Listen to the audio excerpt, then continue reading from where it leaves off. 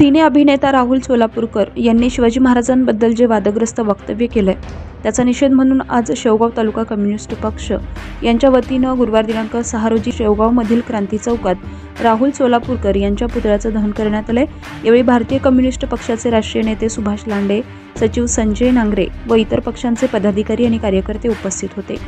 आक्षेपार्ह विधान करून या महाराष्ट्रात वेगळ्या पद्धतीचं वातावरण तयार करण्याचं काम केलेलं आहे। त्याचबरोबर 2 दिवसापूर्वी राहुल सोलापूर हा सिनेमा हिरो याने जो छत्रपती शिवरायांबद्दल अपशब्द वापरले की छत्रपती शिवरायांनी आग्र्याहून आपली सुटका करून घेण्यासाठी लाच दिली।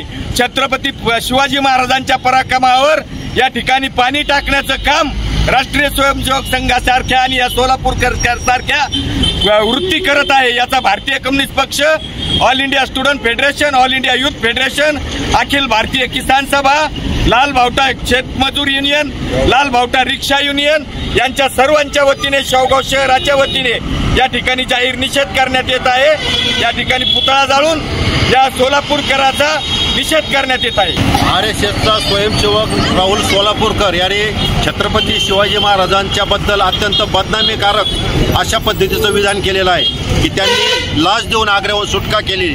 त्याचबरोबर हिरकणी असा प्रकारच घडलेला नाही। म्हणजे संबंध भाजपचं देशात आणि राज्यात जी अमर्याद सत्ता आलेली आहे, सत्तेचा उन्माद आरएसएस आणि त्यांच्या ज्या संघटना आहेत त्यांना सुटलेला आहे। त्यामुळे जे इतिहास पुरुष आहेत यांची बदनामी करण्याचा सपाटा यांनी चालवलेला आहे। सातत्यानं यांनी छत्रपती शिवाजी महाराज, डॉक्टर बाबासाहेब आंबेडकर, शाहू महाराज, फुले, सावित्रीबाई फुले या महापुरुषांची बदनामी करण्याचं कारस्थान आरएसएसने या ठिकाणी सुरू केलेलं आहे। आणि हा जो सत्तेचा उन्माद आहे, हा सत्तेचा उन्माद उतरवण्यासाठी जनतेनं ताबडतोब वेळीच यांचं कावा ओळखला पाहिजे आणि याच्या विरोधामध्ये उतरलं पाहिजे।